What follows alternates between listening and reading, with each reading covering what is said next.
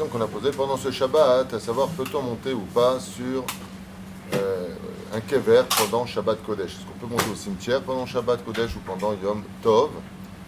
Là, chez Nishelet, à l'idée Arav Yitzhak Yosef, chez Badel Chaim Arukim, la réponse est non. Et pour quelle raison? Pour deux raisons qui seront citées.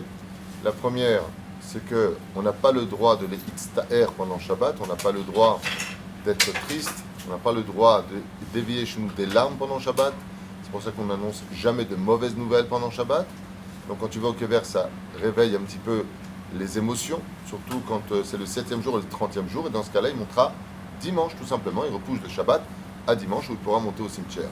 La deuxième raison, c'est qu'il n'y a aucune neshama. C'est comme si je vais taper à une adresse et il n'y a personne à l'intérieur.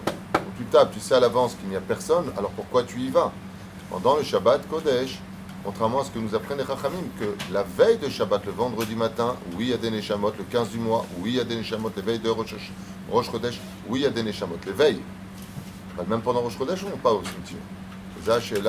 Même si on sait que par contre, si c'est des tzadikim, comme l'explique Rabbi Shimon Bar Yochai dans son kever par exemple, l'odeur du Gan Eden s'y trouve. C'est très important quand on veut trouver un allié pour sa prière d'aller sur le kever d'un tzadik ou d'une tzadika, comme Rachel Menou, comme Rachel Bat Kalba Savoua, ou les kivrat, les femmes des rabbanim comme Marguerite, comment ça s'appelle? Margalite, pardon.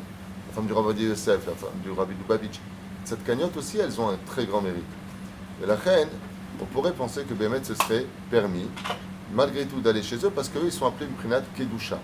Alors, malgré tout, le Sikoum, c'est de dire qu'il n'y a pas d'avantage à aller, et ce n'est pas le minag d'Israël d'aller sur des kvarim, de tzadikim, pendant Shabbat Kodesh, même si dans l'absolu, ça ne serait pas interdit.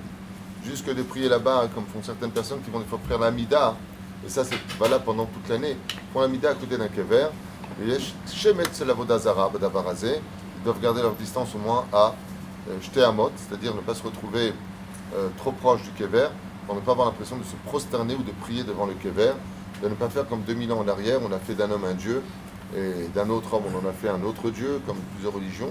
Dommage dans la Torah, il ne faut pas oublier que tous les tzadikim, aussi grands soient-ils, ont été grands parce que c'était des serviteurs de Dieu et non pas des dieux eux-mêmes.